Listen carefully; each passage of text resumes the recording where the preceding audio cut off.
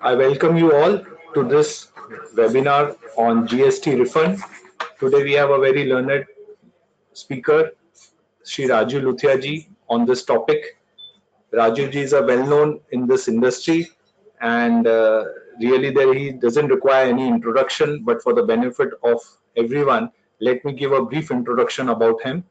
Rajiv ji is a chartered accountant since 1987. He has also completed his LLB in year 2015.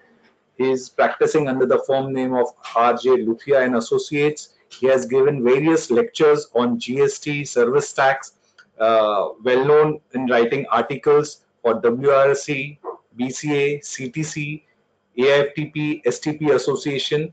He has been compiler in the co-compiler in the WRC reference manual also, and various other books. He has been past chairman of our indirect tax committee at CTC. With this, I welcome Rajiv Ji for this webinar on GST refund. Before I hand over the proceedings, let me hand over a token of love and affection, a small memento to him. Thank you very much, sir. Thank you. Thank you. Sir. Thank you. With this, I hand over the proceedings to Rajiv Ji. Wish you all happy learning. Thank you very much.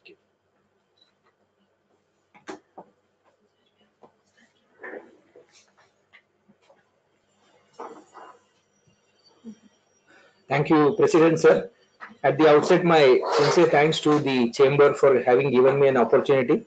It's a good initiative by Chamber to reach to masses by holding webinar, especially on the topics which are really currently hot. Refund is one of that in GST. Friends, let me tell you one or two things before I start the subject proper. As far as GST is concerned, we know it's a new law and still it is taking time to settle down.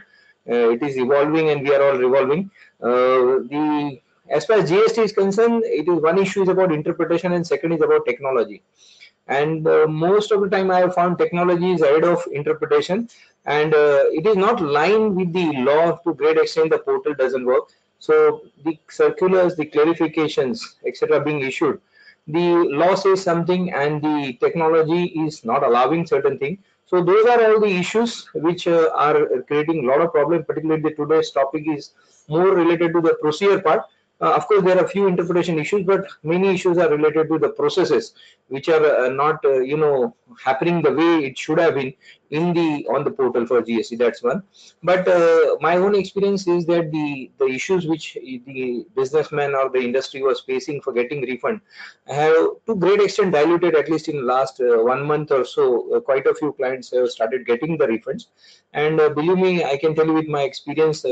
If the system settle down the way it is heading now, in the near future we will be much better off as compared to the old regime. Like getting refund in VAT and service tax was too difficult, like taking bone out of the mouth of dog kind of situation. But in GST, perhaps you have faceless window to great extent once the process of physical submission is being done away fully.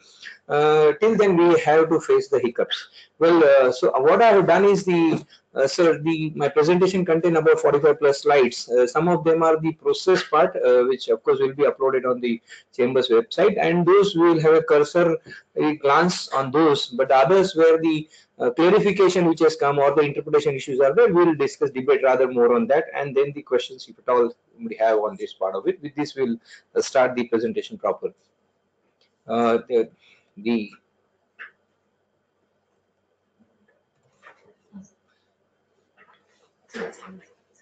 Yeah. Presentation.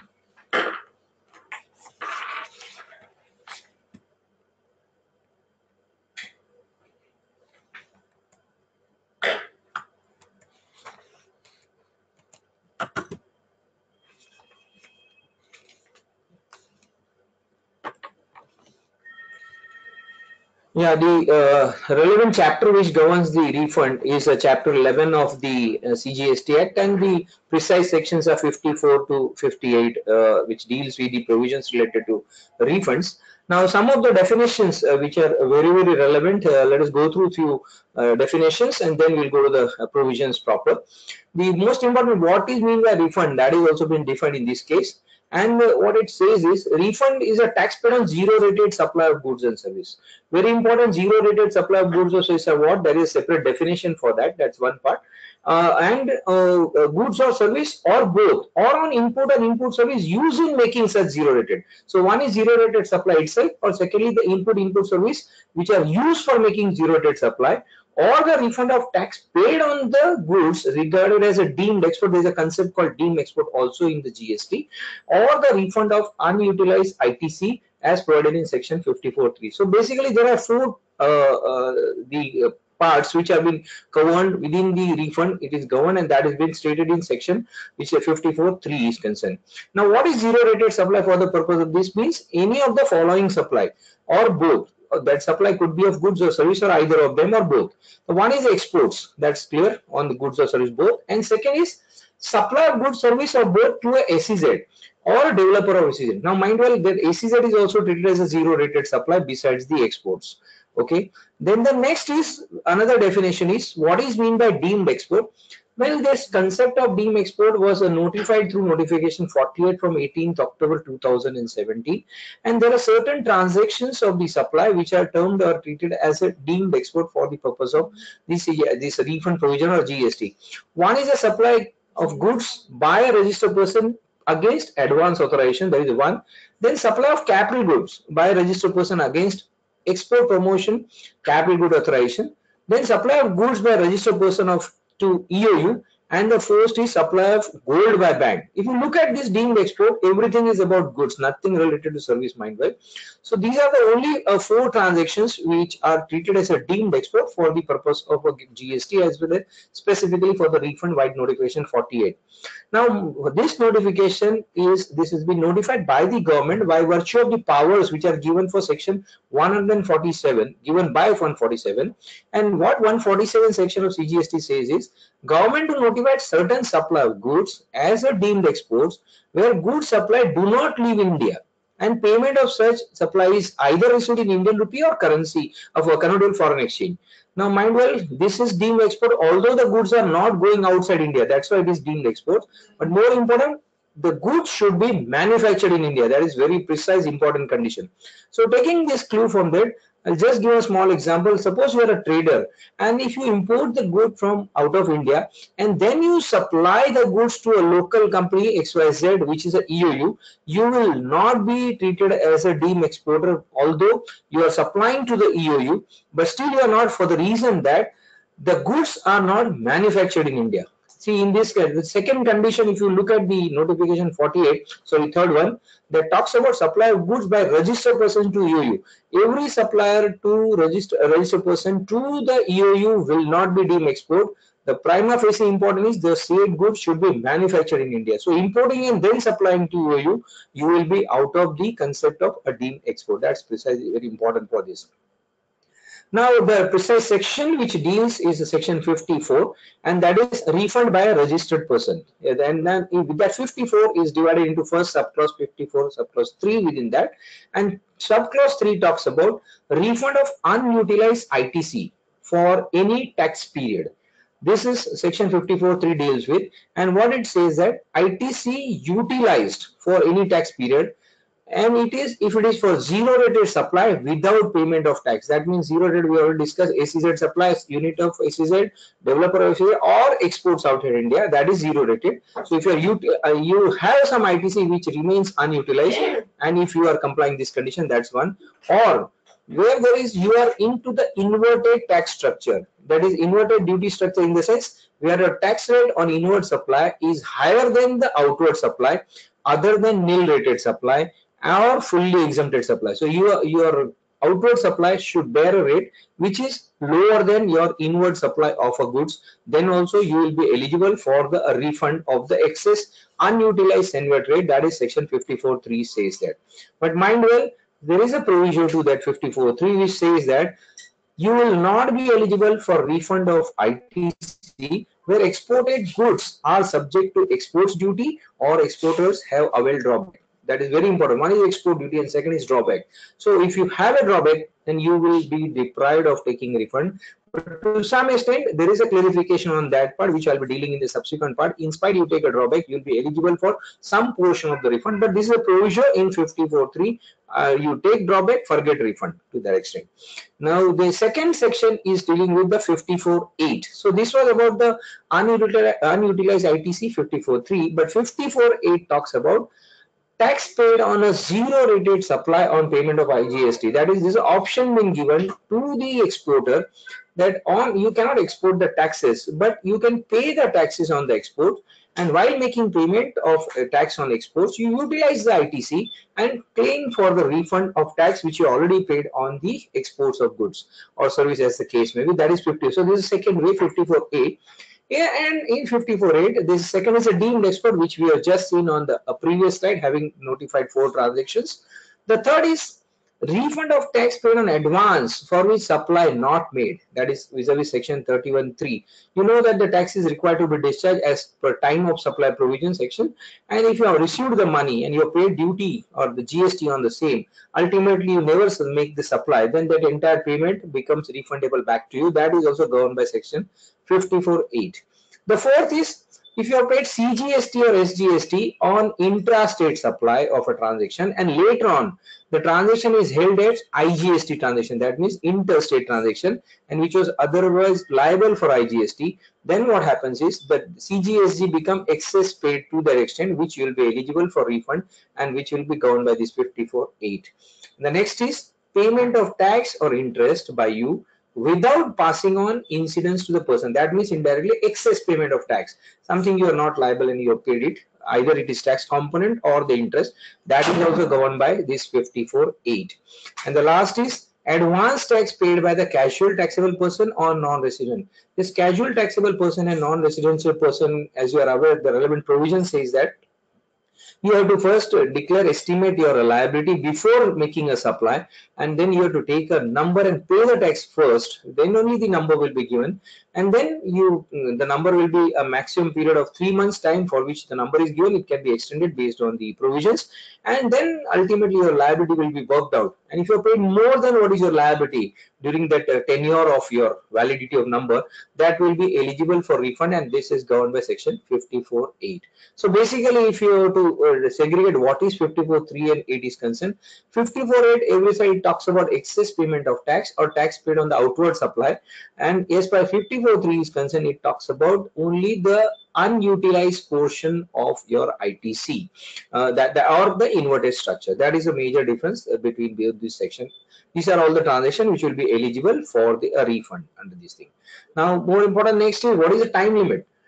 The time limit is concerned for refund. You got to file the application, and the time limit is maximum period of 2 years from the relevant date. Relevant date is also been defined for the purpose of this, and which is there in subsequent part. There are different sort of a transaction or is being identified for which the relevant date is also deferred, which we'll discuss in the next chapter, next slide I mean. And then these 2 years will not be applicable to certain type of refund, especially the refunds which are eligible to United Nations organization or consulate or embassies. Those are the one they are also eligible for refund, but mind well, they are getting refund on the various input services which they paid the GST, because they are hardly any output liability or no liability on the other end, but that refund they will be getting it. For that the time limit is only 6 months, and from 6 months from the last date of a quarter. So if you are into the second category, your time limit is only 6 months time from the end of every quarter, as against the others it is 2 years from the relevant date. That is the difference. Now, refund to the casual taxable person, I stated that in this case, a non-resident or a casual taxable person, for whatever period you have been granted the registration, at the end of the tenure or the registration, if you file all the returns, once you have filed all the returns, then you will be eligible for the refund, which you have to declare in your refund how much is your liability and how much excess you have paid, and comply with the procedure, and that's how you will be eligible for the refund here is concerned. Now, what is meant by a relevant date for the purpose of this provision? These are given in a table fashion.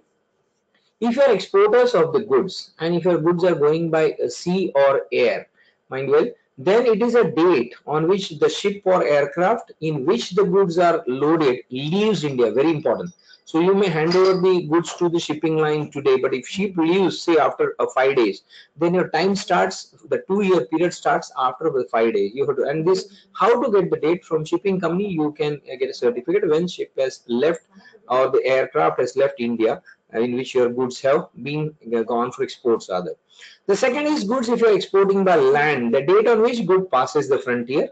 Then good exports by post, if you are sending it by post, then the date of dispatch of the goods by the concerned post office to the place outside India. So the next is different situations are being envisaged for the calculating of a relevant date.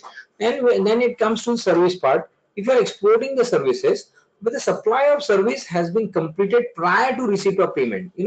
As far as the services are concerned, the one of the condition for it to become export is you must receive the consideration in convertible foreign exchange. Until you receive that portion, the transaction will not be treated as export of service. So that's why this is service exported where supply has been completed prior to the receipt of payment. Okay, so you have completed supply and the payment has come in a due course, then it is a date of receipt of the payment. Mind you, so you have exported service today and you receive payment in say on 31st May, then 31st May will be the date of export. That's how.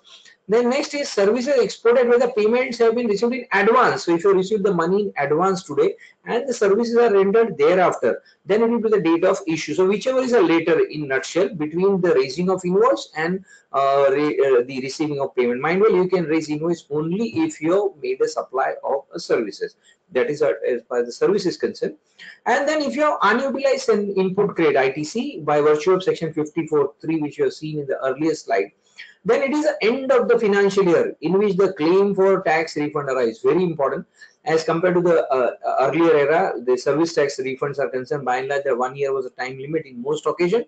Here, the time limit for unutilized credit, you get 2 years time from the end of the financial year in which the claim arises. So we are in the first financial year just got over, March 18. Now, if you have any refund due on account of unutilized credit for 54(3), then you have time limit up to 31st of March 2020. So that is very, very important. Reasonable time.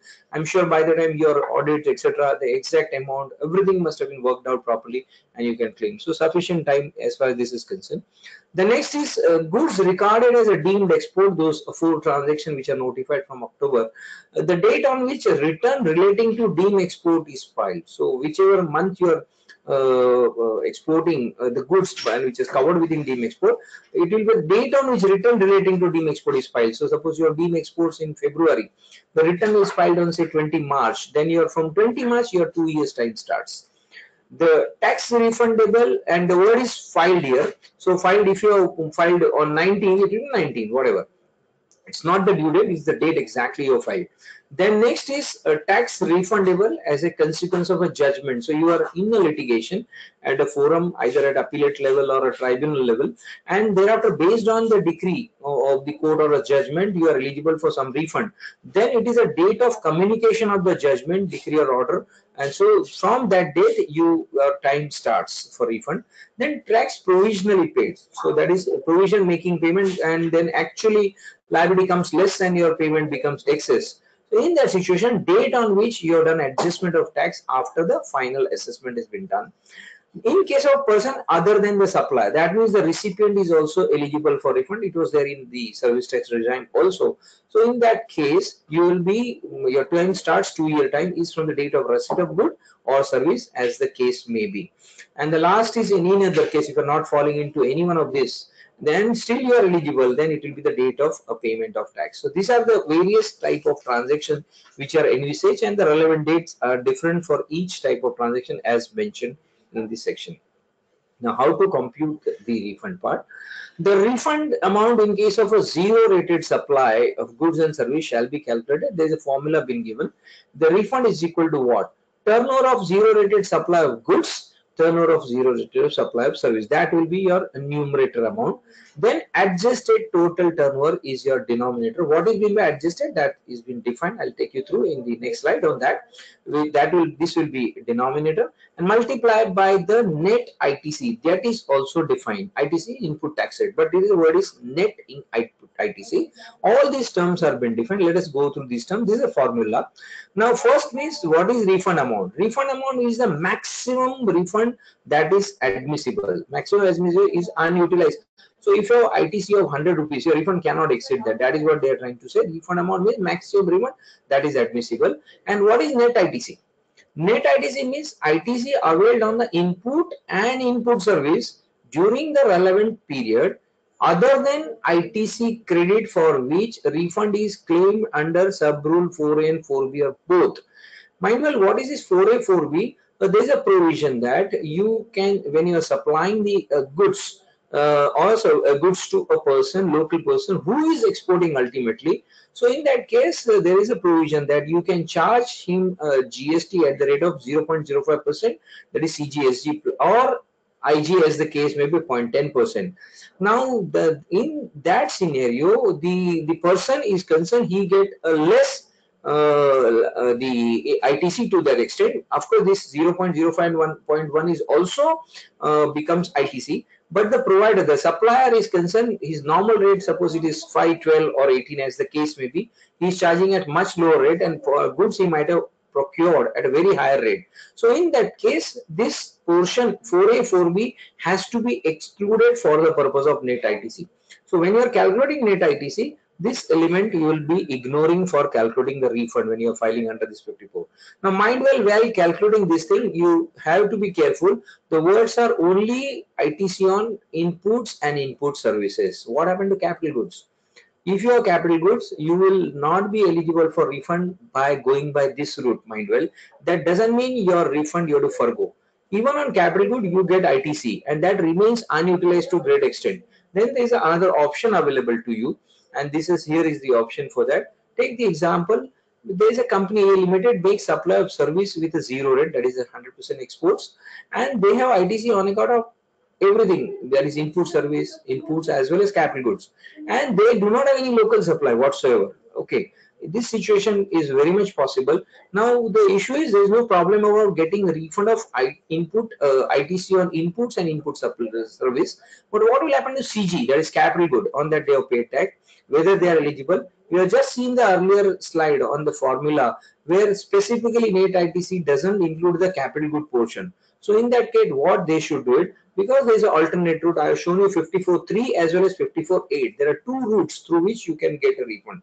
So 54.3 will not permit him, but 54.8 section is concerned refund of a tax paid, that is IGST paid on the export part. So this person in this scenario, he can make the payment of tax on his entire zero rated supply, and while making the payment of tax, he can very well utilize all the ITC which here on account of input service as well as capital good. So indirectly when he is utilizing and when he is asking for the refund of entire gross amount, he gets a refund indirectly of capital good portion also to that extent. Only thing, you will have to change the route, but he will be able to reach to the destination. That means indirectly he can claim back the money which he has paid on the capital good. That route is possible. You can do it. The next is what is mean by turnover of a zero rated supply of goods. That is also been defined. Now it says that means the value of a zero rated supply of goods made during the relevant period. Now very important, relevant period, and here it has been decided defined as a tax period without payment of tax. Okay, under bond or LUT, but other than turnover of supply in respect of which refund is claimed under 4A 4B. I already discussed 4A 4B on that part. The next is turnover of zero rated supply of services. See, 4A 4B option is only for goods. When it comes to services, means the value of zero rated supply of service made without payment of tax under bond or LUT calculated in the following manner. Because for services, the receipt of convertible foreign exchange is a must, which is not a condition when it comes on the goods. So if you are exporter of the goods, the payment is not a criteria for deciding the exports, but for services, payment is must. So how will calculate a zero rated supply of services? The first is you need to add payment received during the relevant period of zero rated supply. So let us calculate for the month of April. Right now we are in the month of April. So what all payment you received for your zero rated supply? It is possible that your supply might have happened in March, or supply is likely to happen in May. But if you have received the payment in this month, you got to take that amount first. Then add to that the zero rated supply of service where supply has been completed, for which payment is already received in advance. That means you have received the money before April, say in the March, February, for which you rendered the supply of service in the month of April, invoice is raised in April. So you add to that. And in that thereafter, you deduct the amount which you have received as advance in this month, for which you are going to make supply on a future date if you deduct. So then you will get a figure which will be zero rated supply of a service. I think there is nothing complicated. This was a formula which was there as far as the old regime of service tax, also same formula was there. Now we are coming to the next is definition of adjusted total turnover. Now what is mean by adjusted total turnover? Is a turnover in a state or union territory as defined in section 2 of 112, but more important, it is excludes. Now adjusted total turnover is excludes the value of exempted supply, that is a denominator part in the formula, the value of exempt supply other than zero rated supply. Mind you, zero rated supply is not exempt supply. It is only because it is supplied to SEZ or the exports, otherwise it is taxable.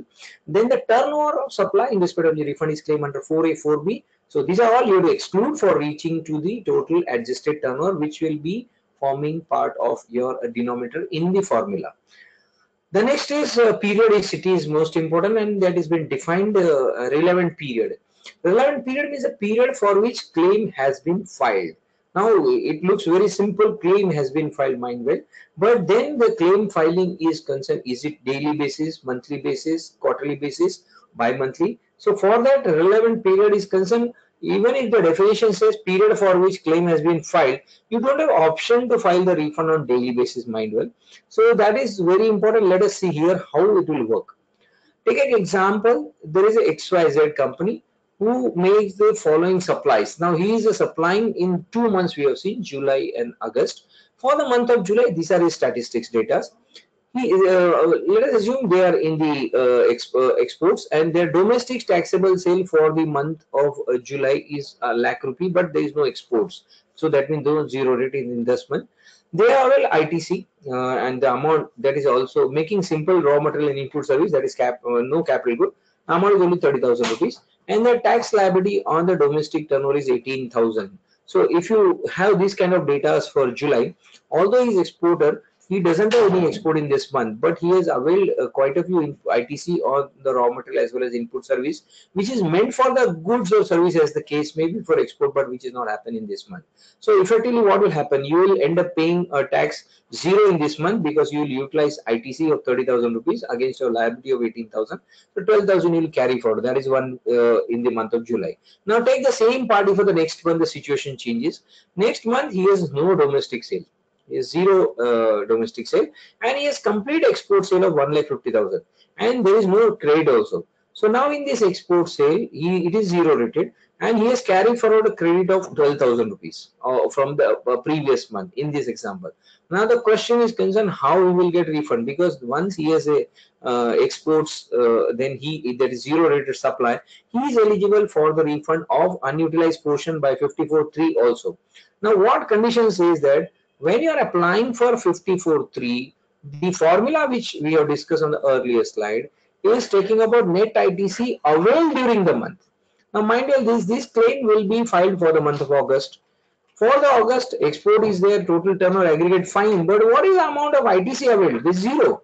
So if zero availment is there and the opening balance is not the one which you availed during this month, refund periodicity is based on your returns which you are filing on a monthly basis. So if you are going by that, your mechanism fails, your system doesn't allow, and that is why it will turn out to be nil return. Sorry, you will get nil refund. This issue was being forwarded to the government, and then there is a clarification. And what is a clarification? But before that, let us see what is the issue. Net ITC means ITC avail on the input service during the relevant period. So I already discussed this, that in August there is no ITC in our example. Thus, as per formula, he will not get refund either for July or neither for August, both the month, because July he has a surplus ITC, no exports. August he has no ITC, but he has exports. So both way he is not able to get it. Of course, his ITC will be carried forward. Now the for the month of in this situation, what he can do to come out of this issue, so to get a refund rather, so he can opt for one route is he can pay GST on zero rated supply of August, because when he has 1,50,000 rupees turnover for August, he can pay GST at the rate whatever applicable on that, of course, and while making the payment he can utilize that carry forward balance of 12,000 of ITC of previous month. Okay, so that way he has utilized his ITC fully, and out of pocket he has paid the tax, and that refund he can go by the route of 54.8 rather than 54.3. So there are two routes I told you. ITC is utilized and then the amount will come back to him. Of course his money will be locked in to that extent, which is a hardship to a businessman. Obviously, that's why the matter was been aggravated or rather escalated, and CBC has come out with the clarification on this. So what is that? There's a circular being issued very recently in the last one. Number I have given, that is a 15th March, they have come out with the clarification on this issue. Now in such cases, what the circular says that where exports have not been made in a tax period, in which ITC has been availed. So in our example, it was July, precisely July 17. He has ITC is there, but there were no exports. And then or where the exports have been made, but no ITC has been availed. So this is August in our example. In that situation, what circular says that then the exporter may file refund claim for one calendar month or quarter. Quarter is applicable, for the, etc., the embassy's office, etc. But otherwise, by and large, monthly return everybody is filing, so it will be month. Or by clubbing successive calendar month or quarter. So what they are saying, the exporter may file refund claim for one calendar month or by clubbing successive calendar month. Now you tell me clubbing means whatever in our example, it will be 2 months, the one which we have just discussed, so July and August. So that means you are filing a common refund by clubbing the turnover of both the months and ITC of both the month. Now tell me, this will become a refund for July or August? In my view, it should be for both the month, because you have picked up exports of August and ITC of July in our example. That is not permitted on the portal by the system, I have been told, because the system allow you to select a month. Either you select July or you select August, but they don't allow you to select both the month. That is one. Now the next question comes, can you write everything August and you select August and club the transactions of ITC of July and August? If that happens, it will not match with 3B and 3, whatever returns you are filing. So I am sure, I have not tried or experimented this because this clarification came on 15th of March.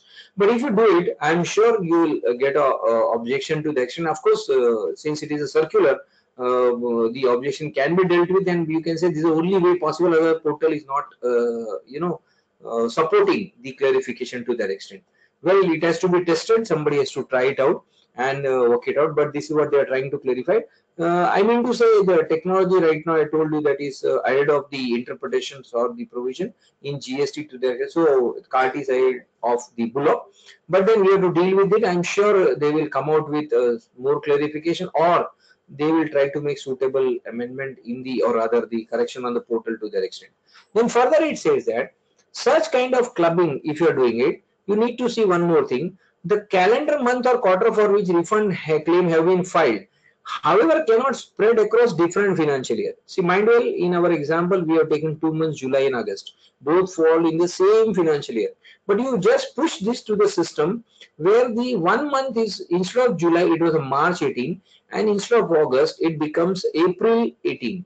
Now here, this is not permitted. That's what the circular says there. So you are again handicapped to that extent, and you can't do it. So circular resolve the issue to great extent, but not fully, and still the technology is not supporting to the extent. So on portal side facility is not available till to date. This is what as far as I've been given to understand till today morning. Now next is now coming to procedure, some of the documents which you need to file along with the refund claim. The form was GST RFD one on the portal. Now these are, I think, self-explanatory, so we will not deal much of the time devote on for this purpose, but just have a glance through. If you are export of goods, what you have got to submit is a shipping bill of export. That is in the statement you have to give the number, etc., and the date of relevant export invoice. If you are a service exporter, more important, FIRC or BRC is important, because I told you that as far as the service is concerned, receiving of the consideration is also must for a transaction to become export or zero rated rather.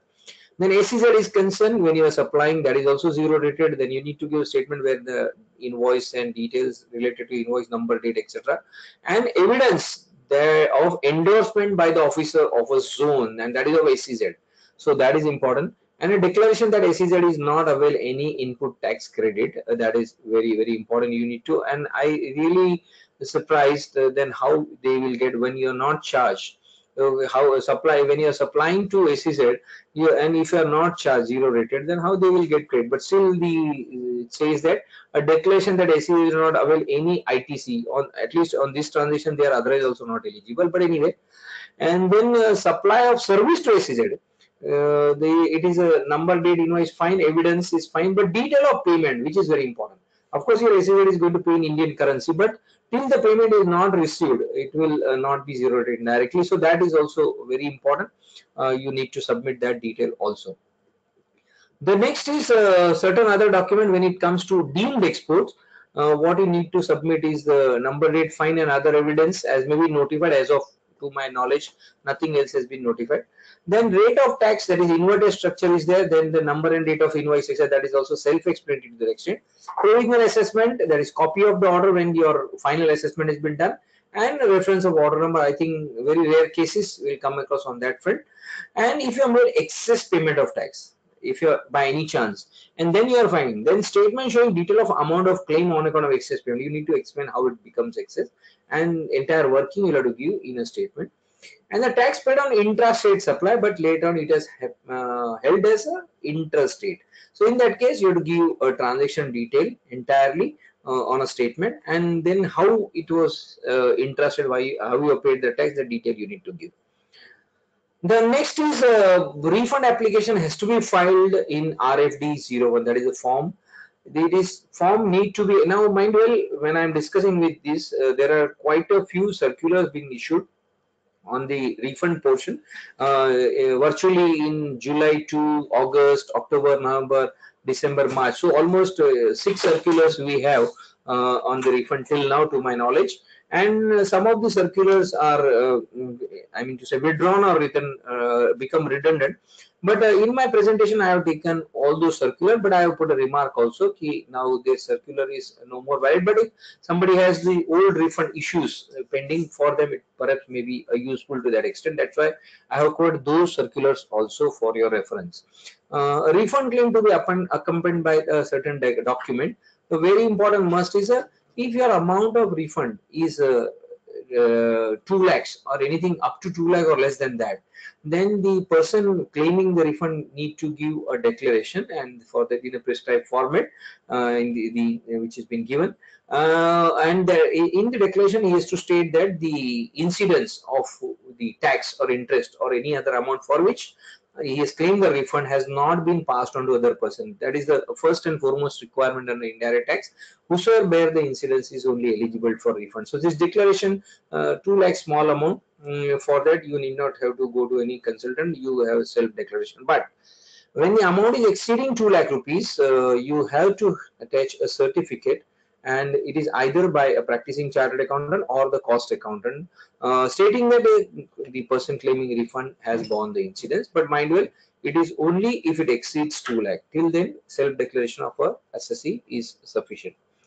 The next other aspect is, once you have applied for the refund, the time limit given to the officer is to order refund shall be passed maximum 60 days time on the receipt of application, complete in all respect. That's very important.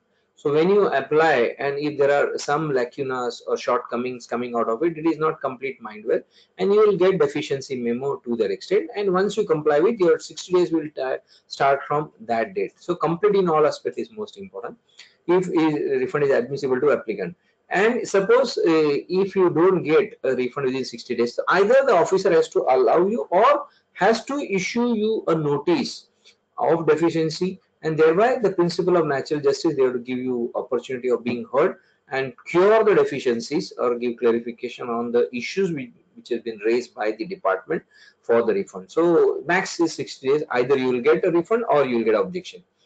If refund due is after having been 60 days are over and refund is passed, granted rather, and if it is not credited within 60 days time from the date of your application in all respect, then the government is duty bound to give interest, which is 6%, not exceeding that amount, if at all it be payable. But there is a possibility that you get a refund based on the litigation, based on the orders of the appeal tribunal court, etc., as the case may be. And after getting that is on account of the litigation in the case decided in your favor and you are eligible for some refund, then the rate of interest is instead of 6 it will be 9%, but time limit is 60 days. Again, once you get the order you have to apply, and within 60 days department is duty bound to give, else they will be giving you a 9% interest after the 60 days are being over. Mind well, the interest will start not for 60 days, it is from the 60 days onward you will start getting the interest part of it. So to grade,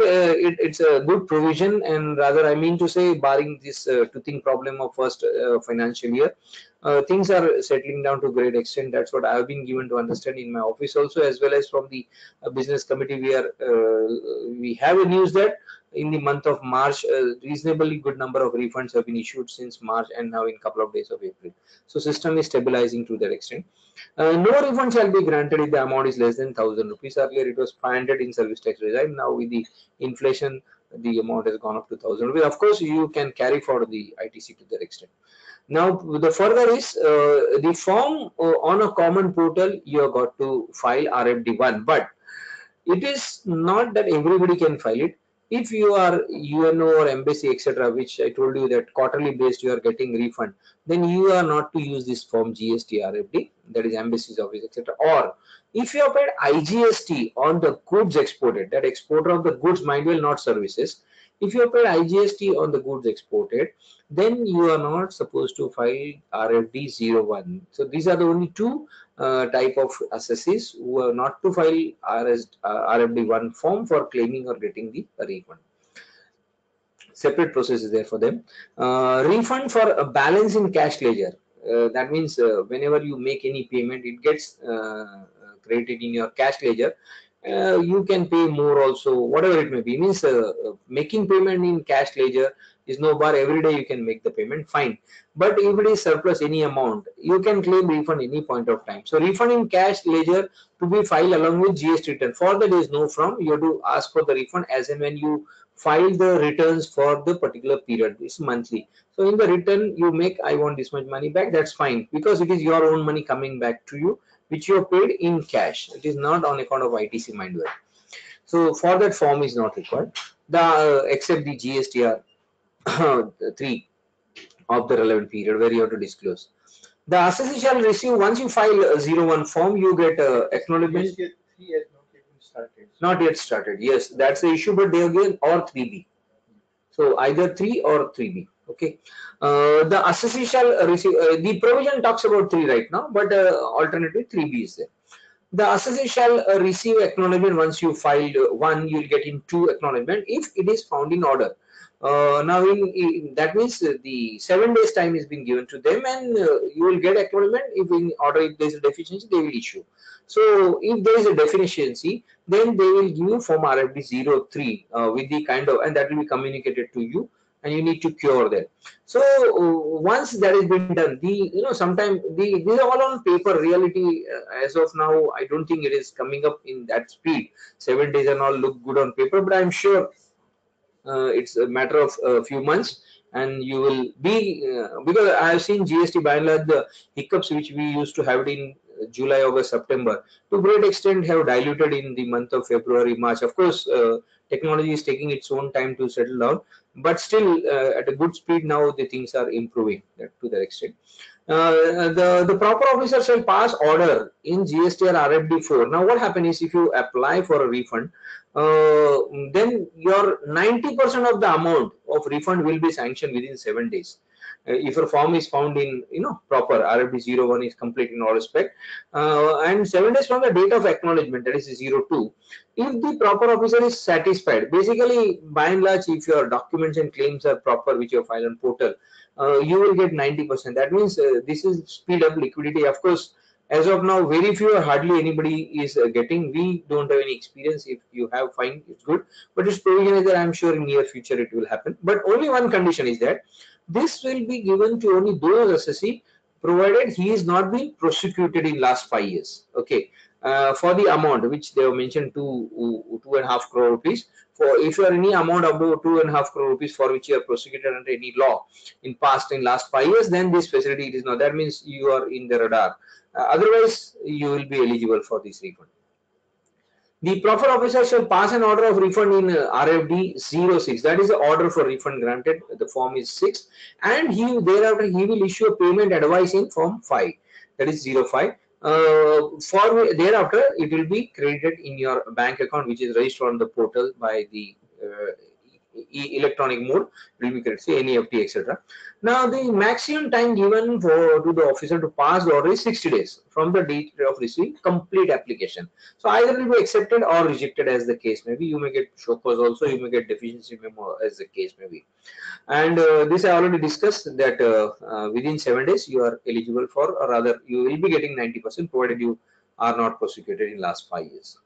Now the procedure is concerned is given in 96A of the CGST rules, and that has been referred by notification 15 of 2017. In nutshell, if you are exporting goods or service without payment of IGST, you need to furnish a form, that is RFD prior to export, and that is either bond or LUT. Either of these two you have to give, because you are not paying tax on your exports. Or alternately, if you are making payment of IGST, straight file the refund claim, then there is no provision of you to give a bond or LUT. Bond and LUT both are not required. Either of these two things required. We'll see the provision related to bond and LUT in the subsequent slide. But mind well, it is only for the person who is not making payment of IGST on the exports. If you are making payment, you are of course blocking the money to that extent, but there is no process required for bond or LUT. Now let us see what is the provisions related to bond or LUT, and relevant notification are given to that. As a general rule, the exporter is required to file bond along with bank guarantee. So when you are giving bond along with the bank guarantee to the department, and that is applicable mindful for goods and service both.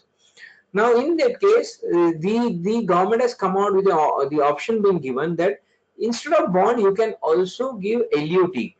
Instead of bond with bank guarantees, but there are certain conditions laid down. Instead of, because your bank guarantee, so your money will be locked in. No bank will give you guarantee without the fixed deposit, etc. So again, you are blocking your money. Getting the bond or bank guarantees to the extent affects the liquidity. But LUT, there is no liquidity being affected. That's why this option has been given, and that has been given. It can be, LUT can be furnished by exporter to the jurisdictional DC and AC. Earlier the provision was talking about 96A that you need to submit to the commissioner.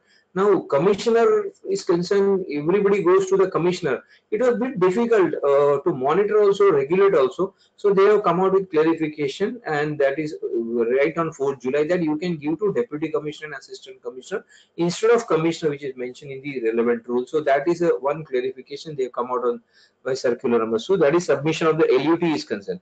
And instead of a bond, you can give LUT in certain scenario, and which is given here now. LUT in lieu of bond. How, when, who can give? First is if you are a status holder as specified in para 5 of foreign trade policy for 2015 to 2020. If you are falling within that status holder, that's one. Or secondly, if you have received foreign inward remittance in the previous year, mind well, and that amount which you have got is either 10% of your export turnover of that year or 1 crore, whichever is higher. if this is what, if you are fulfilling this condition, then also mind well, it is whichever is higher, but subject to condition end that you are not being prosecuted under any of the offense under the Central Goods and Service Tax in the old regime also, or under any existing law, and the amount involved exceeds 2.5 crore, so 250 lakhs. These are the condition. Mind well, this was a provision, it was introduced on 7th July with notification, but in the month of October, it is diluted, and for that there is another circular being issued. Again, the reference 8/8 of 4th of October, whereby the facility of issuing LUT is made available to everybody. You may not be the exporter in the earlier year, 10%, 1 crore, everything is been done away. Anybody can give LUT except the condition of prosecution has been maintained. So 4th October onwards, the earlier the clarification of 7th July is being done away with, and now so we are right now in April, so anybody is eligible for LUT instead of giving the bond. So that is a big relief to the industry to that extent. The next is examples, and of course now this example is not relevant post October, but if it is prior to October period, those who want to read, what was important is that if you are not into that para 5 of FTP and if you are other exporter, then what was the condition is minimum 10% of the exports of the previous year or 1 crore, whichever is higher. So thereby you have to calculate the table, and I have given the turnover on the first column. You calculate 10% of that, and if the 10% is below 1 crore, still you have a minimum 1 crore. That's how it will be eligible, not eligible. You have to work out. Of course, becomes redundant post 4th of October. Now, this is also clarification. Some of that they have given in July, I have mentioned, but also I am highlighting that they omitted from 4th October. Just for reference, we will just brush it out. The documents to be filed along with the bonds. At that point of time, bond was compulsory, I told you. The LUT was very few people were eligible. So you need to file form number RFD 11 on letterhead, bond on non-judicial stamp paper as per the stamp duty applicable in the different state on such bond. Then bank guarantee, which was a costly aspect, money was locked in, and letter of authority if the bond is signed by company secretary or authorized person as the case may be, or other supporting document.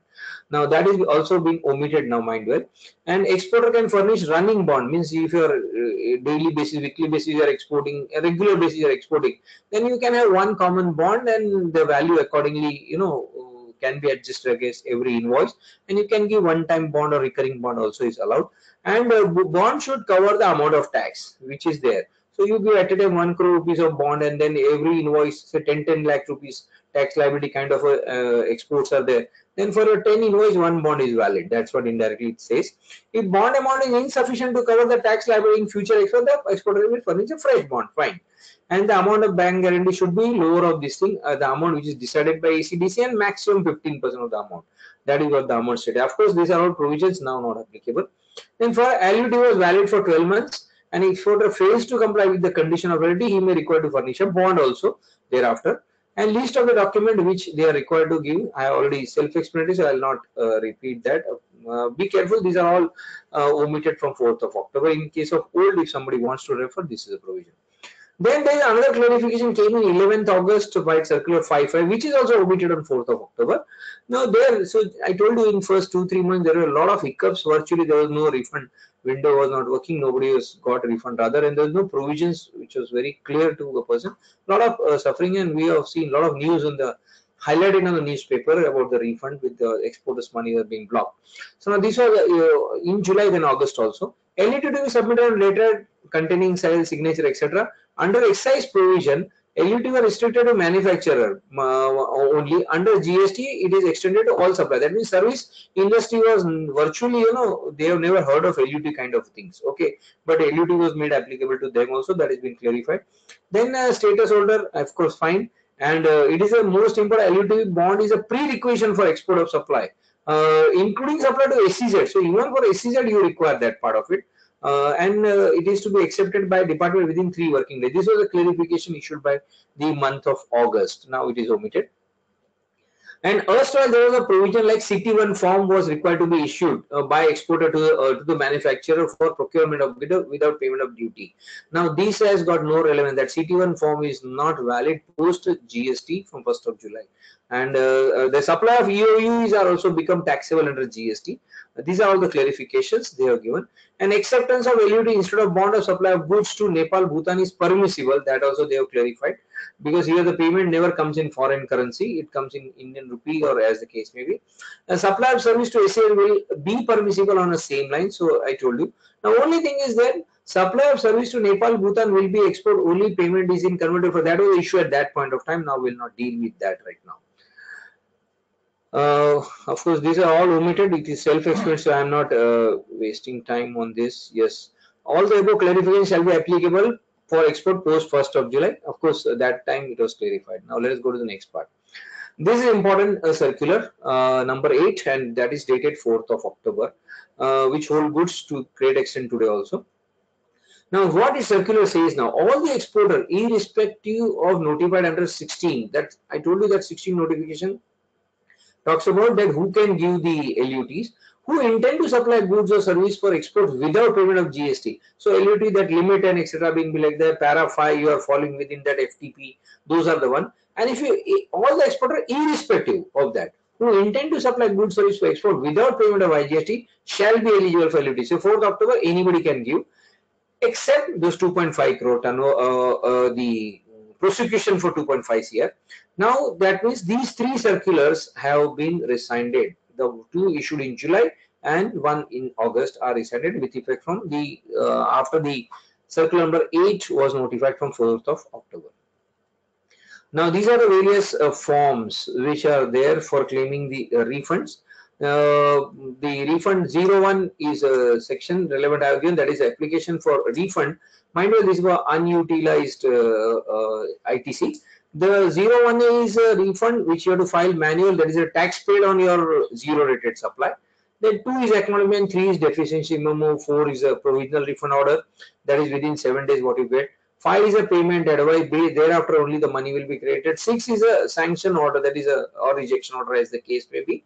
7 is if there is an adjustment withholding against the old demand, then that is 08, and rejection of refund for that notice has to come is 08 number form, and in reply to the notice you will be replying on form number 9, that is reply to SCN. These are the various forms and respective role, I think just given for your reference.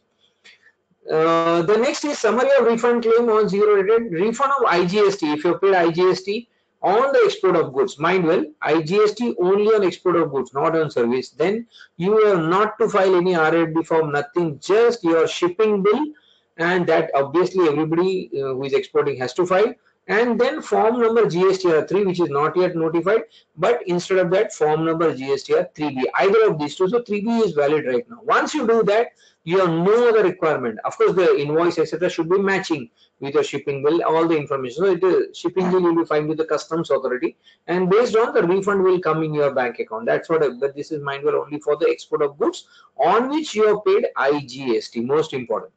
Then export of goods without payment of tax, that is on accumulated ITC, which is 54.3. Okay. Now for that you need to file 01A form. Or if it is only for service of exports with payment of tax, mind well, the first line was goods with payment of tax. The third is export of service with payment of tax. Now export of service with payment of tax, there is no shipping bill. So again you have same process of 01A only. Then supply to SCZ same form, supply to SCZ developer same form. Excess balance and ECL is concerned cash ledger, that you can declare in the return itself, GSTR. ITC accumulated due to inverted structure, you need to file 01A, you mention in your return also. And recipient of deemed exports, same RFD 01A form. Now, what are the steps? The shipping bill is concerned. When you are already paid tax on the export of goods, then shipping bill filed by you, that is exporter, shall be deemed to be an application. That itself become application for refund. And the application shall be deemed to have been filed only when the export manifest or export report is filed. That means you submit shipping bill today. That is not your date of application, mind well. You have submitted shipping bill today, but thereafter the goods have actually left. That means when the export manifest or export report is filed, and application has been filed a valid form number GSTR 3 and 3B in the prescribed form. The system designated by the customs shall process the claim of refund. So mind well, these refund will be processed by the customs, and the amount equal to whatever IGST you have paid in this period shall be credited to your bank account which you have declared. Now, any order regarding withholding of such refund or its further sanction, respectively, is given in respective part B of Form RFD 07 as the case. This is all a process. So we will answer now. This is module is right now not in operation fully. So some of the forms have been told are still not in process or not working. Now, export of goods or service without a payment of tax. Okay, this is about the 54.3 ITC accumulated. For that, you steps are you file 01A form electronic on portal. Now I think it's going properly on the portal since March or so. It's going properly. The printout of ARN once you file ARN will be generated along with the application shall be submitted manually. That you have to submit, and which I have been told is done away with from April. 6th April circular something is there, but anyway still department is insisting till now, so we need to submit that. The amount of credit claimed as a refund will be debited to the electronic ledger and the proof of debit to be generated on the common portal. Okay, so that you have to do it by as per the rule 89.3. And this form needs to be accompanied with the requisite. So of course, after having filed, you have to submit the physical copy, which I think from 6th April they have done with recently. So just about 5 days before. This form needs to be accompanied with the requisite documentary evidence whenever applicable. This clarification came in the month of March, but I think April it has been done away now. Now, in case of a refund on account of, so you have a refund on account of export of service with payment of tax, supply to SEZ, supply made to developer officer of accumulated or excess balance of ECL or ITC accumulated on account of inverted structure, or you are recipient of a deemed export. Then the steps are you have to take printout of this form and needs to be filed manually also. Okay, and this form need to be accompanied with the document which are listed it out. That is the process. Mind you, on 6th April circular which has come, although it has said the process has been done away with, my experience says the department is still insisting. Only at one of the offices, especially in Mumbai, we forwarded this circular, and the officer was kind enough to say that yes, it's not required as per the circular. So I think they are also learning right now, and they are also not updated to direction because the circular is very recent. The next further the circular 37 of 15 March says that section 54.3.1. Now these are all the clarifications being issued by the circulars. First is there is a section 54.3 subclause 1 of the act provides that no refund of ITC will be allowed if supplier of goods or service or both avoids drawback in respect of CT, that is central tax. So mind well, there is a provision related to drawback whereby the exporter is eligible for an amount of drawback based on the rate prescribed. Now mind well, for each product there are 2 or 3 rates being prescribed. You have lower rate, higher rate. They call in customs lower and higher rate. Now the condition laid down here is you have to choose either egg or hen.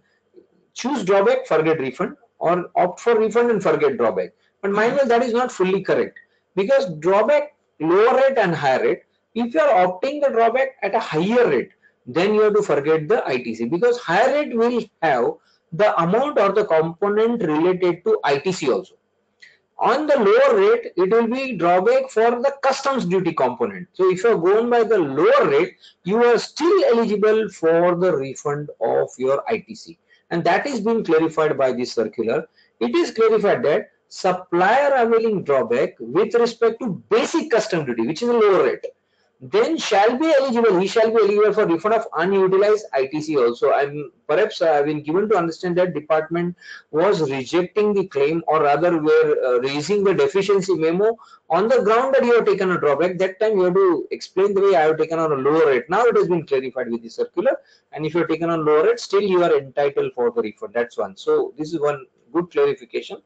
If you recollect, these kind of provisions were there in service tax regime also when the notification 41 or 27, I don't recollect, of 2012, the refund related to export of service. That time also you can either have drawbacks or refund. So there also it has been stated that lower rate drawback you have taken, you can still continue to take a refund. In case a supplier has availed the drawback, suppose, and that includes central tax, okay, then also you will be getting refund related to state tax. That means if you are refund on account of CG and SG both, okay, and you have taken a higher rate which include only central tax portion, then you will get a state tax refund, mind well. So this is very important, and perhaps many cases got by this circular uh, relief to many of the exporter who are availing drawback besides the refund. Now, in case suppose you had an error while entering on account of invoice number or shipping bill, etc., you're done while filing the claim of refund, as the case may be, then rectification is now permitted in table 9. So of GSTR1 for the earlier period. So once you file GSTR1 for say July, August, September, October, as the case may be, and that there I think you give detail in table 6 to my knowledge. If you have given the detail in table 6 and by chance you have made some mistakes, on the portal there is no eraser, so then you are stuck and you will not get refund. So now that has been clarified that you will have to fill up the information in table 9 about the discrepancy, means corrections whatever you are making in invoice or shipping bill, as the case may be. So that is a good again, and you will be good clarification, so you will be eligible and refund will not be rejected. The next clarification which is coming up is the same circular. If your zero rated supply have been made before filing LUT, so that means the provision says that you need to file LUT first, and before export you should do it. But by the time either your ignorance or as the case may be, you already done exports, okay, zero rated supply, and by the way LUT is not filed and refund claim is filed for unutilized RTC, that is 54.3, then there the delay in filing of the LUT is concerned will be condoned. They use the word may be condoned. That shows that maybe means it's optional. I think they should have been written shall be at least for some period, because maybe means the officer may or may not take in your favor, but by and large I have not come across any incidents that they are they have been liberal to that extent. As far as because this being a procedural compliance to that extent, and exports under LUT may be allowed on ex post facto basis. So LUT goes after the refund claim, still they will condone the delay and you will be eligible, taking it into account the facts and circumstances. Of course, perhaps they may ask for the explanatory letters once, I think, but I don't think any objection have been raised on this ground as of now. In case exporter of goods does not export goods, which is very important, within the expiry of 3 months from the date of issue of invoice, and I really means as I understand 31 section says that you need to issue the invoice for the goods at the time or before, correct?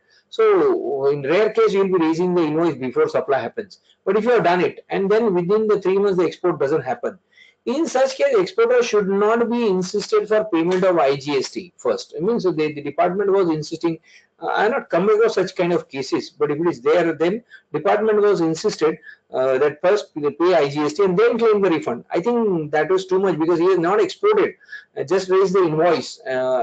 He can very well reverse the invoice, but there is no need, his money was locked in. Now here they have clarified that commissioner may consider granting extension of time in such case. Then instead of 3 months, give another 2-3 months, whatever as the case may, based on the facts of the case, and then the time limit for export on post fact basis, based on the circumstances of each case, and same principle to be applied for service also. Now, to my knowledge, as far as services are concerned, unless you render the service, I don't know who will export, because who will raise invoice. So that looks little, but in reality, we may not come across such issues. But as far as goods are concerned, perhaps it may be possible for customs, etc. formalities, you issued the invoice. Without supply, it looks difficult, but this is a provision. Perhaps some situation department might have received a representation from the parties, and based on that, its clarification has come. In response to application for refund filed in GST RFD 01A, the officer can issue deficiency memo only once, which is very important.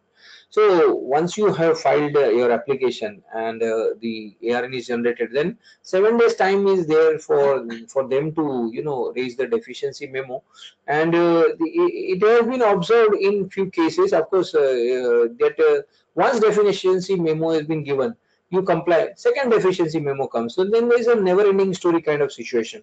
So this is very important that what all deficiencies are there. Mind well, deficiency is not on the interpretation front. Mind well, deficiency is about the documents. Once you get document, thereafter also again you can issue the notice, which is a question of the violations of some provision, interpretation issue, etc. But deficiency memo normally is for the documents as or the such kind of basic information. So that is restricted only once you can issue, but you cannot issue repeatedly. That's a big relief to the exporter. Separate declaration regarding non-prosecution under any law should not be asked for since same is covered in LUT.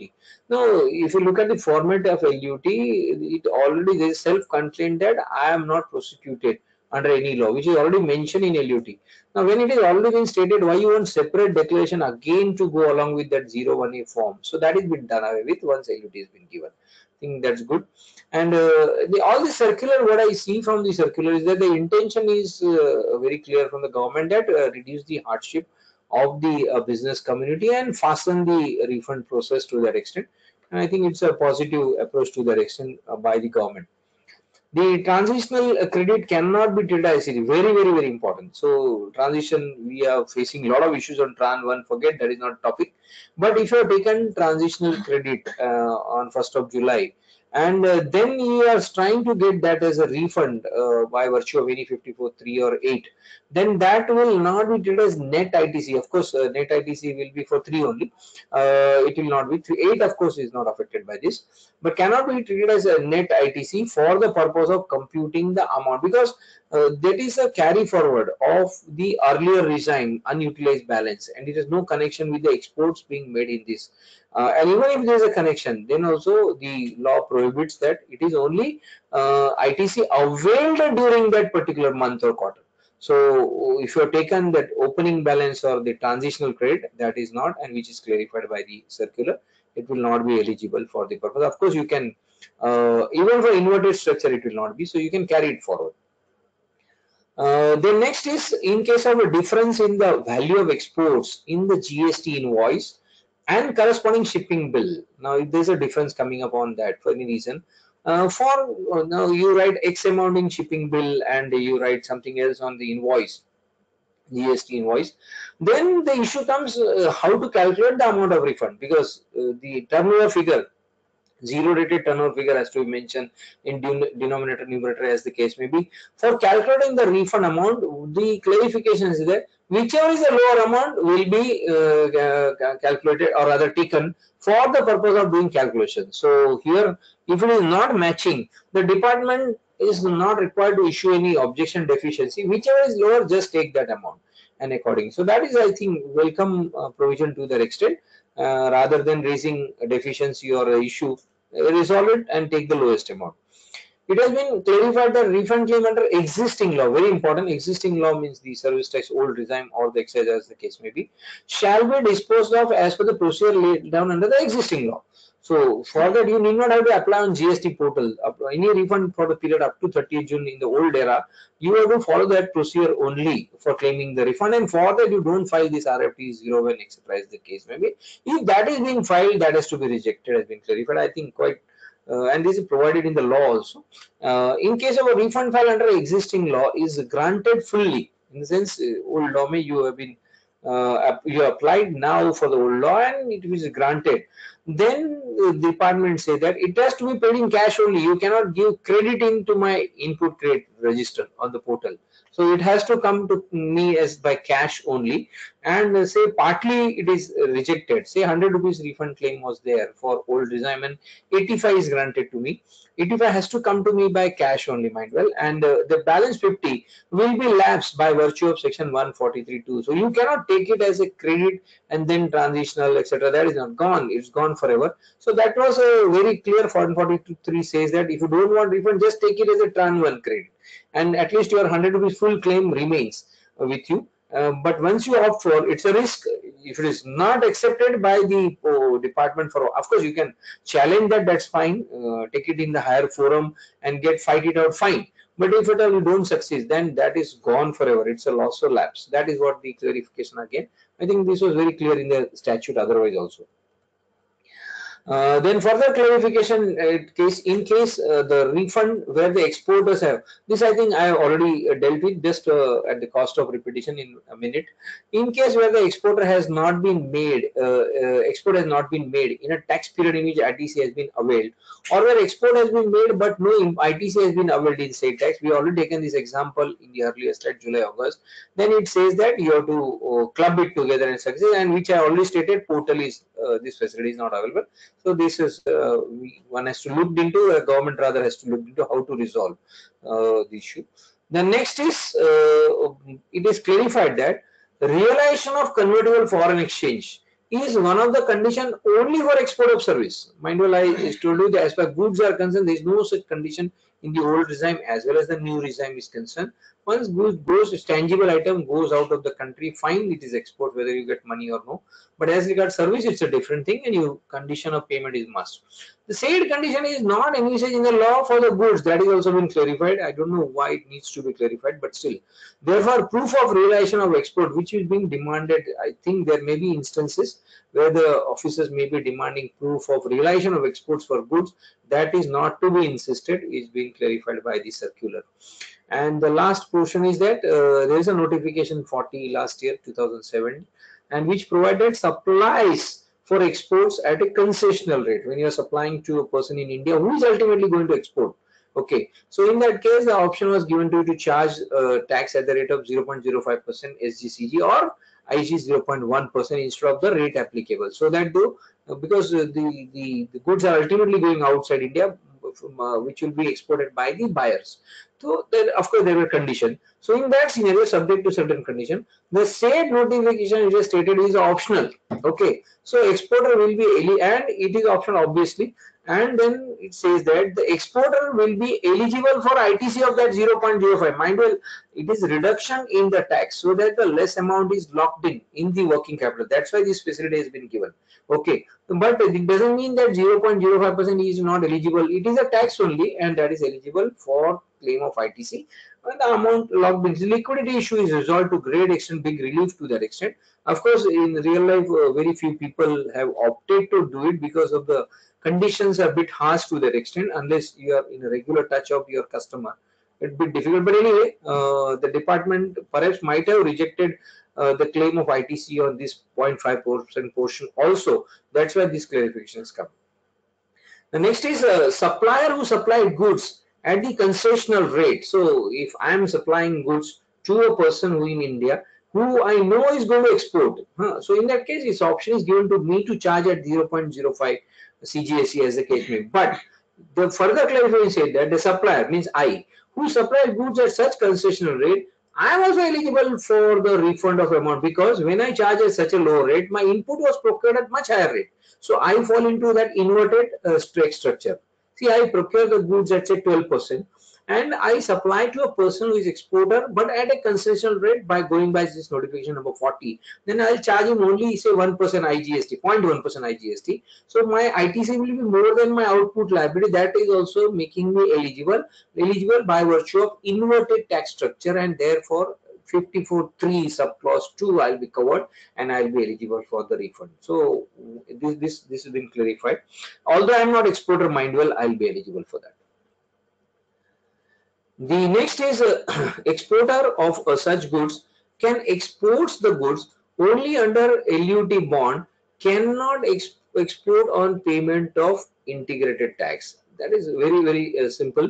If you opted for LUT and bond, okay, that means you are saying that I'm not charging or I'm not paying IGST on that. That's why you are giving LUT and bond as the case may be. So then thereafter you cannot make payment of IGST. You choose again in either of these two. Okay, fine. And the next is since currently GST portal is not fully operational. This is what clarification on 15th March. The requirement of submission of copies of invoice for processing of claim for refund is required. There are voluminous documents you need to submit because verification is must, your export invoice or other requirement which has been listed out. Over a period will be done away. In the circular, it has been clarified once entire GST 123 will be operational. The department will have data related to purchase and sale on the portal itself. Since they don't have this information on portal, the relevant purchase and sale invoice submission along with other requirement copies is must, that has been clarified by 15 March. So that we need to give it. The next, and this is the last circular, which has came on 6th of April, number 40. Here first is the registered person shall fill and submit RFD 11 electronically on common portal, and no need to submit physical document. That is what I was talking about. Because this many department officers were not aware of. We have one bitter experience, but then later on, when we have shown the circular, the officer was convinced. So now the process of filing the many of the document manually. Of course, those invoices and all you need to still file, because portal is still not functioning as per the GSTR 1.2 is concerned. But other documents are concerned. Once you submitted on portal, that's all. So LUT etc. now physical submission is done away. You have to just have it on the portal. That's all. So this circular talks about. And LUT shall be deemed to be accepted as, and we have done this one or two instances recently in last 3-4 days. An LUT shall be deemed to be accepted as soon as acknowledgement for the same bearing ARN is generated online. I've been given to understand that less than 5 minutes time the acknowledgement is getting generated once you submit the LUT on the portal. So it's again a big relief, because person need to go visit the office and that person verifies and all. It takes time and energy to that extent. Big relief, and now it is everything online to that extent. Fine. This is the latest circular of 6th of April, which clarified. Well, friends, I have taken you through the provisions related to refunds, some of the issues which I thought of, and the clarification which are being issued by the government by way of circulars from time to time, and of course the hiccups which we industry used to have it in first quarter to great extent is reduced. Of course, refunds have started flowing in last month or so. Still, it will take its own time. But anyway, this is what I can, with my limited exposure to the subject, share on the refund under GST. Thank you very much. I will deal with any questions if you have. We can take it up, and we'll start the question answer session immediately. I have a couple of questions, so I'll deal with those. Thank you. Samir. Screen Samir. Shreyas. So Okay. Okay, the question from Shreyas Sangoi. Oh, on the contrary, Shreyas, I should ask you question. Okay. Question for GST refund. Okay, 54.3 specifies that no drawback should be availed to claim the refund of ITC. However, CBC circular specifies that a drawback pertaining to custom portion lower rate should be allowed. Okay. After 1st October, there is only one rate of a duty drawback. Yes, this I am not dealing in custom, but I have been given to understand. Yes, rate of duty drawback. So now, whether duty drawback and the refund can be allowed now? In my view, yes, because now the one rate is bound to be a lower rate, and so both simultaneously. If it is a one rate, yes, I've been given to understand that it is a one rate. Of course, since I'm not dealing in custom, but if it is one rate, in my view, yes, you will be allowed to claim, because then where the custom portion is gone. So it seems that now the whatever rate is available is the lower rate, and you will be eligible for refund. This is my view. For calculating the refund amount is in adjusted total turnover. Export of services are to be taken on a receipt basis. Yes. However, domestic service whether should be taken on accrual basis. Domestic, okay, for calculating the aggregate turnover. So that is, you are talking about the denominator part is concerned. Numerator, yes, will be export. Yes, it has to be, because you raise the invoice, so it will form a part of the aggregate turnover. You have to take it. For filing the refund claim, whether quarterly claim can be filed, I think it is for a tax period that has been mentioned, And quarterly period is only that United Nation organization, etc., some of the consulate, those are the only one there. For them it will be quarter. Rest all I'm sure we are all liable for, and those composition and all those people are not eligible only. So it will be monthly. Of course, it is based on the qua period for which you are filing the return. I'm sure mostly of all of us, barring those and the non-resident taxpayer or the casual registered person, those are the one. For barring those, rest all will be monthly. But the circular which I referred, there it has been stated that you can club. I told you that circular is in contrast to the system portal, etc. Unless and until system permits, till then it has to go monthly. I'm sure it will be very soon. It should be rectified the way we see the GST coming out with the circulars. But till then, yes, my view, it goes monthly. For filing refund claim, whether quarterly claim can be, yes. Does the GST allow? So no. As of now, no. Till yesterday, no. I tested, and now today I don't know what is position on that. Yeah.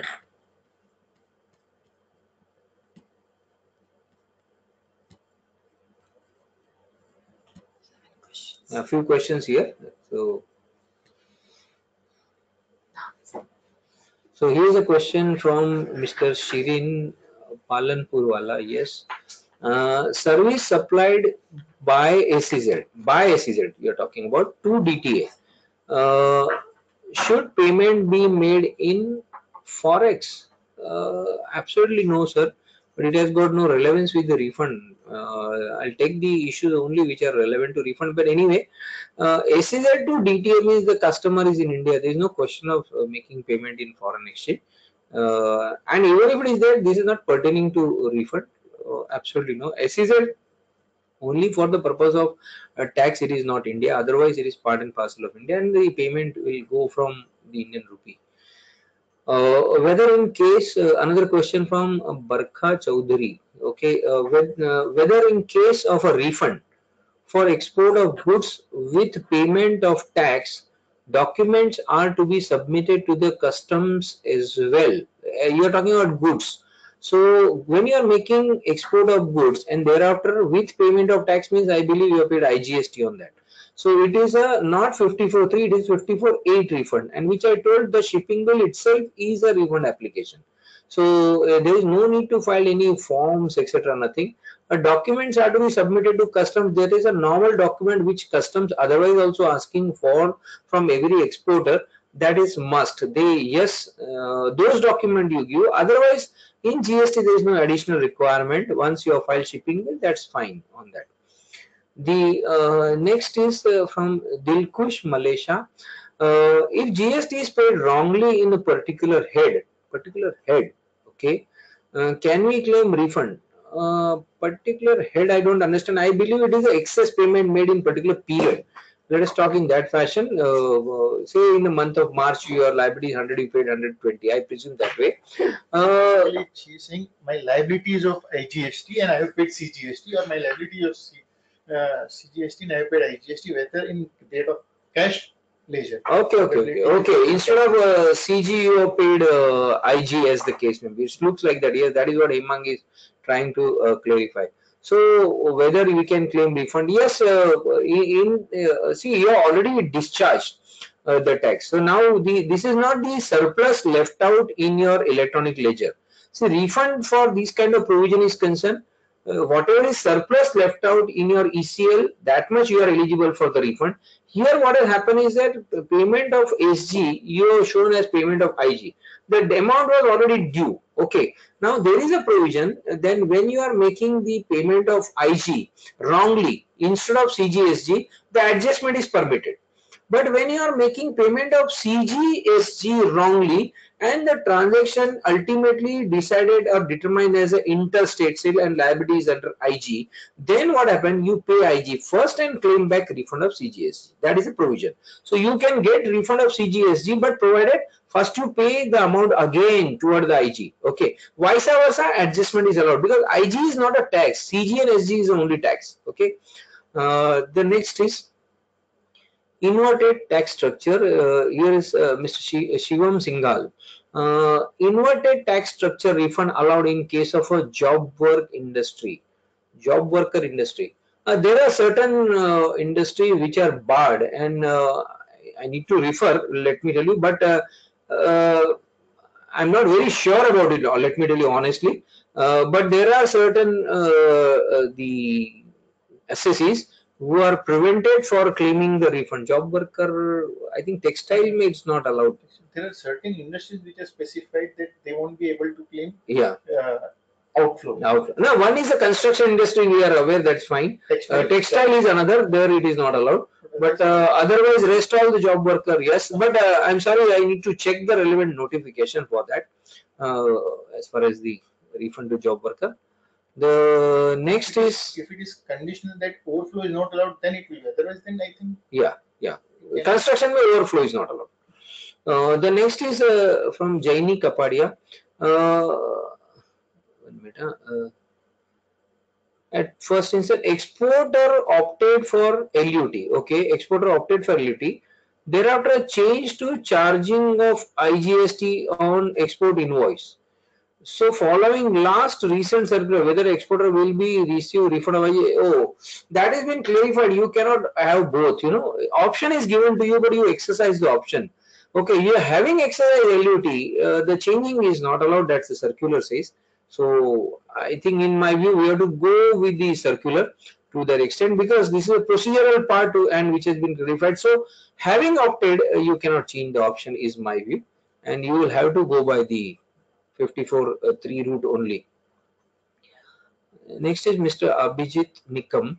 In case where we filed a shipping bill USD, and after filling shipping bill we realize one minute, I'm not able to get the question.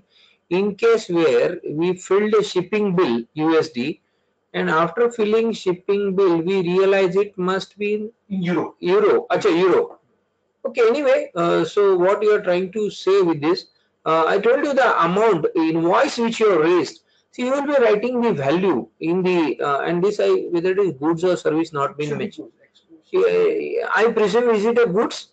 If it is a goods, your shipping bill itself is a refund application, and if it is a service, then in that case, the clarification says that the value of exports is zero rated. Mention in your application or the shipping bill. Shipping bill will be only for goods, not for service, obviously. So in your case, it will be goods only.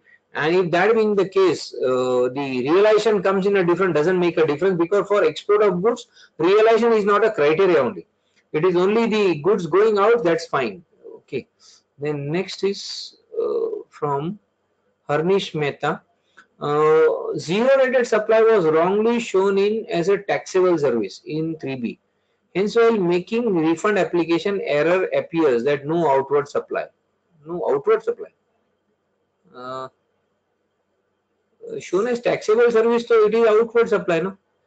You are mentioning zero rated supply was wrongly shown as taxable service. Taxable is outward supply in 3B. Hence, while making refund application, error appears that no outward supply is filed for the tax period. How to file the application? I'm sorry, can you Hemang understand what he is trying to ask? Basically, if I understand it to be, it is like while filing in export, even though it is zero rated or taxable, we have to show it under the export head. Yes. Instead of showing under the export head, that is in table 6. Table 6. Instead of table 6, you have gone, there has been clarified, I have dealt with, in now you can rectify in table 9. Table 9 there is a column, you can rectify for relevant month also, no issue, and it can be resolved. That I think in my presentation it has been dealt with, and this will be uploaded by CTC on the website. So you can view this or download as the case may be. So this is very much possible. The next is from Kinjal Shah. Supply made to SEZ, do we need LUT? Yes, that is that. Even for the SEZ, you require to take LUT, same procedure. But of course, there is an option either LUT or on the this thing, whichever option you want. But LUT is required if you opted for the route of 54(3). LUT is required. Then next is how to apply for refund if payment is not received in case of export of service, because FIRC copies are not available in this case. Gentlemen, I believe with your question that you have not received the consideration of export as of now, it seems like. If consideration is not received for supply of service, your export has not happened, gentlemen. If export, this is from Harnish Mehta, the export has not happened. In that, I presume you have already supplied the service for which payment is due, and it is going to come in the time, maybe on a future date. Whenever it comes, your export happen in that month only, and that is what I have, one of my slide I have shown that presentation and how to calculate that numerator portion. So with this you will be able to claim, and you will get FIRC as and when you receive the payment, or BRC. I have received LUT for 1819 on making a manual application. Acha, you got a manual, okay. For next year manual, okay. I think manual was done away with, no? Anyway, then whether online application is to be made? No, online application is required to get a new LUT or submission of LUT. Okay, now you already got it. I believe you have taken in a LUT with a substantial amount, which you are likely to utilize for many transactions in time to come. Correct? So you when uploading the, actually speaking, the April onwards, so you not April, even in March also on net you would have got these things. But anyway, you got it is fine. I think you intimate in writing it is advisable that this is beside uploading on the this thing, but it seems difficult right now. Well, you should submit to the concerned officer physical copy, a copy thereof, and that will be practical. Anyway, this issue is concerned. I have not come across. Let me tell you, but we are getting all now LUT online only. So you got it for 18. I am sorry, but in this situation, let us be on practical front that you submit a copy to the concerned jurisdiction officer. The next is SIGGATE data is IceGate data is not matched with shipping bill. What we can do? IceGate data not matching. Mr. Abhijit Nikam. What shipping bill? What we can do? I believe the data related to the export zero rated is not matched, and that has been clarified by me that whichever is a lower will be considered for the purpose of computing refund portion without asking for any justification. They will not reject because the circular says that whichever is lower, they are duty bound. Perhaps you may be affected, your refund amount may be affected to that extent. And next is this is Mr. Harmesh Madhyani. Do cancellation of service are eligible for cancellation of services are eligible for refund? Yeah, what I understand is that you have raised an invoice for services and for which either you have received payment or not received payment, and now later on the transaction for service is cancelled. See, normally service having rendered cannot be cancelled. That is common sense. But perhaps it seems like you have received the money in advance. Okay, for service to be rendered on a future date, and once you have received the money in advance, there cannot be invoice. You have to give advance receipts, correct? And thereafter, when you render the services, your supply happens. Now you want to cancel. This is no relevance with the refund issue, but the amount turned out to be excess payment because your transaction got cancelled. So you will be refunding back the amount back to the client to the extent you have excess payment to the government. Obviously, that amount is eligible for the refund. You will be eligible, and that is what covered by 54.8, one of the clause in my slide I have given. Then last, this is also there. Whether in case of refund for export of goods with payment of tax, document are to be submitted to the custom as well. That I think I have dealt with it. Yes, I think that's all about. Any other? Huh? You are done with? Yes. So thank you one and all. Thank you to the organizer for having given me an opportunity, and I tried my best within the time and the knowledge which I have. Thank you once again.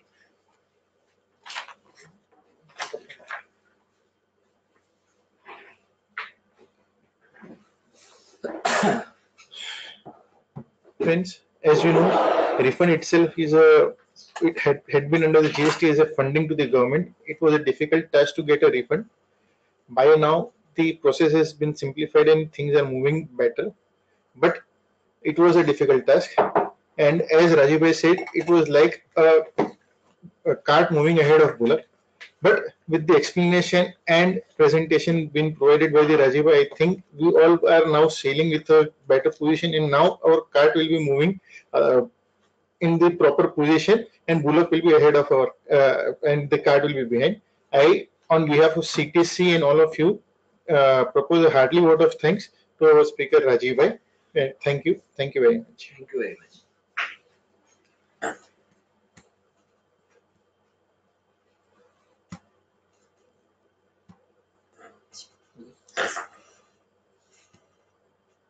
Okay, time પર ચાલુ ભલે start બરોબર નથી time પર late થયું close બરોબર okay આપકો બેઠે આ તમારો છે સર Yes.